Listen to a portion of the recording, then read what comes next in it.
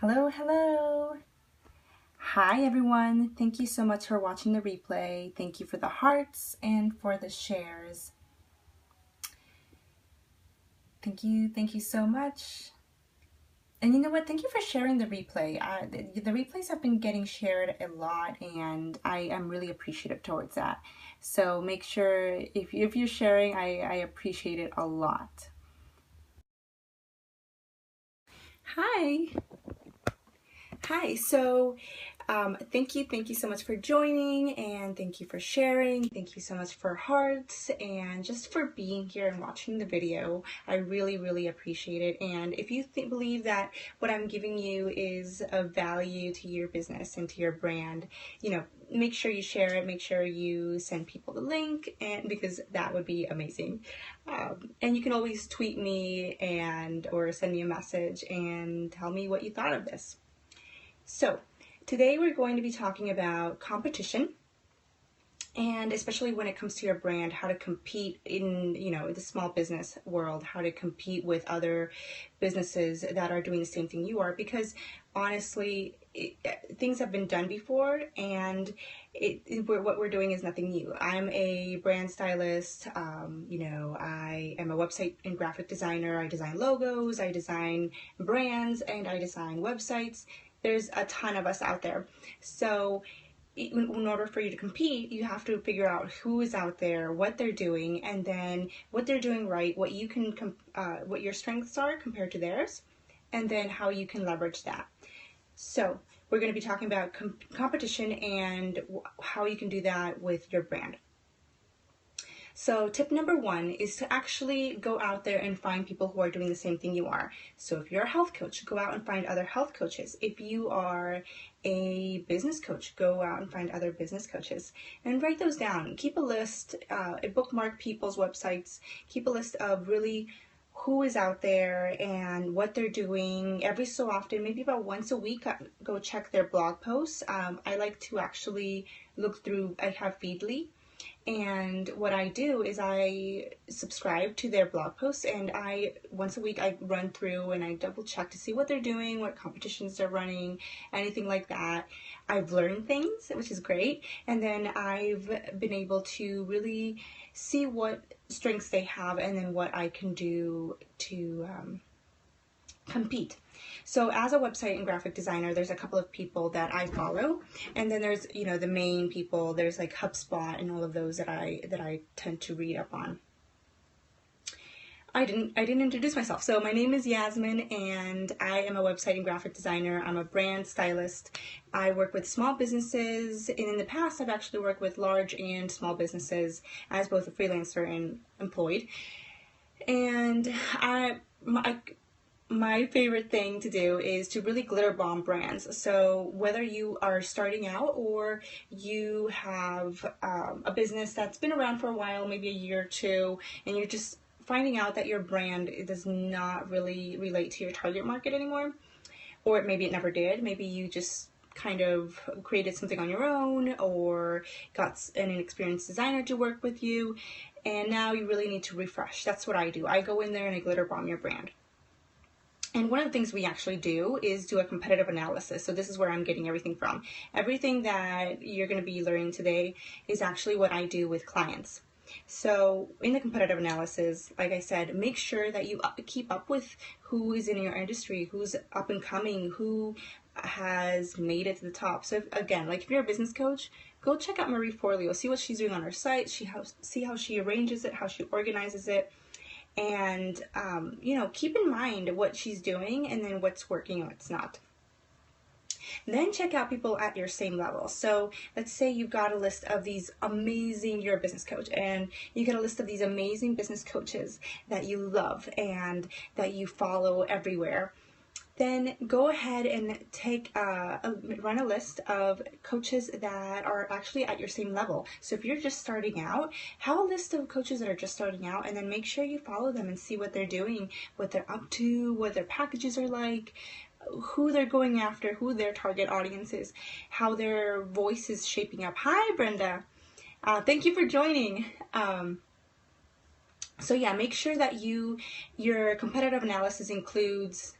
Hi. Oh, thank you.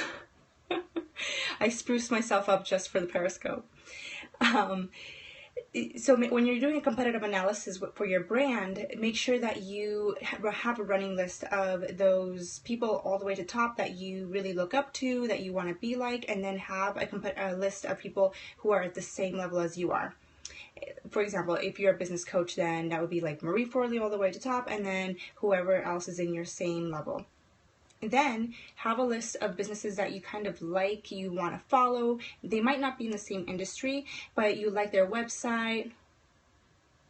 Yeah. So we do when I work with people, even if it's just a website design or something like that, we try and go get a competitive analysis done. So even if it's just an online, like a Google search or anything like that, you need to know what's out there and kind of just stalking people or anything like that, but you want to keep in mind what they're doing, because they might come up with an awesome idea and then you can use it. Not that you're going to copy it, you're going to make it your own, but you can use it. Or you might realize that they're doing something that is really working for them and you can mimic it on your site. Even if it's just the way the site is organized, then you can mimic that on your own as well.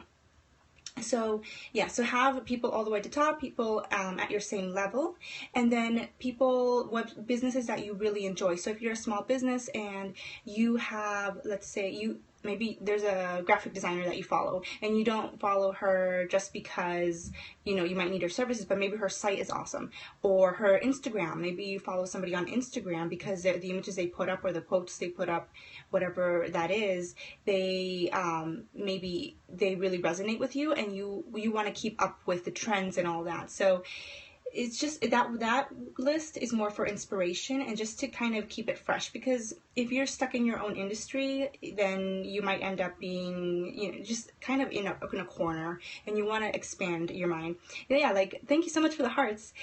So I'm a website and graphic designer, but I also follow a bunch of other websites. I follow business coaches, health coaches, and anybody like that, just to kind of see how they're treating their clients, what sort of clients they're going after, how their websites are organized, anything like that. And then, so make sure you check their packages, their offerings, and so if not so much for pricing, but just how it's organized, how their voice is like when they write to people, if they're targeting corporate, how they differentiate between their corporate clients and their private clients. That's something that you also want to look at. Then in terms of their branding, you want to really keep in mind, are their logos really fuzzy? So if you're looking at that same level, if you're starting out and you have your list of people at the same level that you are, and you see that they're all using a similar color scheme, maybe their images are not that great, or like really, really awkward stock images. Their template it's obvious that their site is a free site, like super obvious, or like a free WordPress site. They haven't really honed in on their colors yet. They're inconsistent. You want to keep all of that in mind, because it's not like you're not going to make them feel bad or anything, but you want to make sure that whatever they're doing, you're not doing.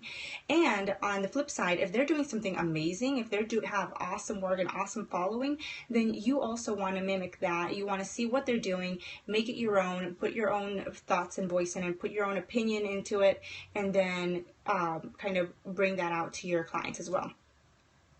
In terms of websites, when you're looking through your competition and you're analyzing to see what they're doing, look at their website structure and then look at the type of layout that they have.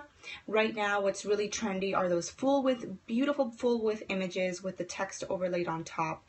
Not images with text in the image, but really, if, for example, WordPress theme that will allow you to put an image in the background and then overlay the text over it, so that you can actually change the text out without having to change the image out.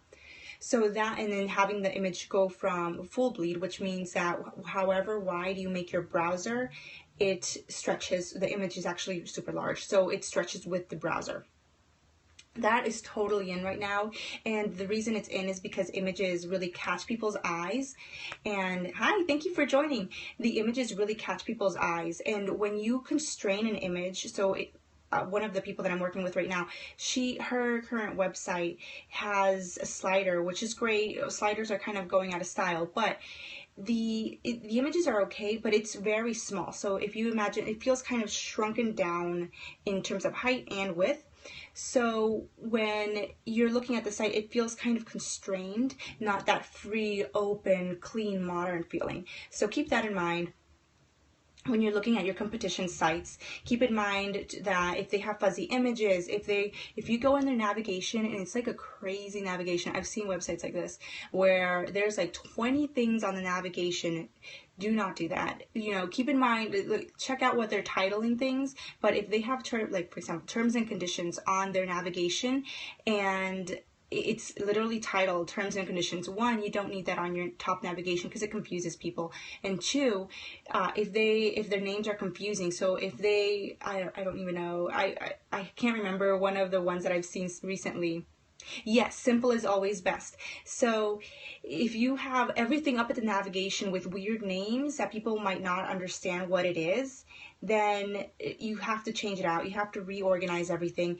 Keep in mind that they've already gotten to your site. That means they've already either followed you through Facebook, Periscope, Twitter, whatever. They clicked on a link to get to your site somehow, and now they want to know about you. They don't want to see your terms and conditions. What you really should have on your navigation is like a contact, something to get to your packages, an about page, because people like to stalk others and they like to find out who you are and who is the person that's going to be working with them. And then a link to the homepage always, even though it's sometimes self-explanatory that if you click on a logo, it'll take you to the homepage, you should still have that in there. So keep everything simple and keep that in mind when you're doing competitive analysis. Don't just look at their offerings, but also how user-friendly their website is. In terms of competitive analysis, when it comes to social media, check out the voice that they're using on social media. Are they super casual? Are they super corporate? Do they have a specific hashtag that they use, or do they stick with certain hashtags? Because that'll help you figure out what hashtags you should use or which hashtags you should not use. So just to recap, for a competitive analysis, before I usually start the visual branding or anything like that for clients, I usually go through doing a basic Google check, or if my client already knows who their main competitors are, finding a list of competitors all the way at the top. It's where their goal is to be, and then competitors right at your level. So wherever you are currently, whether it's your first year, second year, third year, check that out, check what they're doing. If you've been in business though for a while and you're like in the middle, so you're not all the way at the top and you're not at the bottom yet or anymore, always keep in mind to check the people at the bottom. I know that their sites might be not that great, or they're just starting out, right? So they're fresh, but they might have really fresh ideas that you haven't gotten to yet. So keep that in mind as well. And then, so just check out their offering, check out how they label their packages, anything like that on their website, anywhere where they're at, see what they're doing on social media, and then really try and see, thank you so much for the hearts, try and see what they're doing on their website and how everything's organized. If you find that you go on their website and you don't even know how to get to their packages, that means their clients are probably having the same issue, and you should avoid whatever it is that they're doing. And if their site is amazing, keep it on your list of people that you absolutely, need to check out every so often. And then weekly, I would suggest a weekly checkup on those people, just to stay in the know. And it's not like you're going to copy them. It's not like you're going to be really stealing from them or anything like that. It's just you gotta know what's going on in your industry. I check out a bunch of other graphic designers. I've actually become friends with other graphic designers online and have referred people that that's in their niche, and they've referred people to me, and it's this great relationship. But we are kind of checking out each other, because although we are not targeting the same people, I target business coaches and online people, and then one of my close friends, she targets more of the local type of folks. She does more just the logo and not really websites. Thank you so much for inviting followers. And you still have that connection because you can still bounce ideas off. Similar, we're not going to steal from each other. So just keep that in mind. But you still have to know who is in your industry. And then figure out what voice they're using, just really hone in on that and figure out who, that'll help you figure out your own voice for your site and your brand. So that is all. And if you are interested more in a competitive analysis, I do have a free challenge. It's an ongoing challenge, but it does go through there's a section in there that goes through how to actually analyze your competition and how to figure out where you are positioned in there, because you want to know, you don't want to just figure out who's your competition. You want to figure out where you are on the scale compared to them. And yeah, so it's a video, there's videos, there's downloadable items and all of that. Here is the link to that challenge if you're interested. One other thing, can you see it? I don't know if you can see it. One other thing that I always suggest to people is your competition is not just people who are in the same industry. It's also people who, for example, if you're a health coach, your competition is also those self-help books. Your competition is people who haven't even thought of getting a health coach yet. Whatever it is that they're doing, whether they're subscribed to online videos for, what is that? There's an online, it keeps coming up on my Hulu, Daily Burn or whatever. If they're subscribed to that, that's kind of your competition as well, because it's wherever your target audience is going to solve their problems. If it's not you, it's your competition, whether it's a book, if you're a photographer, it could be other photographers, and it can be other, maybe it's the mom who thinks she's a great photographer and she's going to do the pictures herself. That's somewhat of a competition as well. So just keeping that in mind, and thank you so much for watching. Thank you so much for the hearts. I hope you're having a great evening, and if you're watching the replay, I hope you're having a great day. Thank you for sharing. Have a great evening. Bye-bye.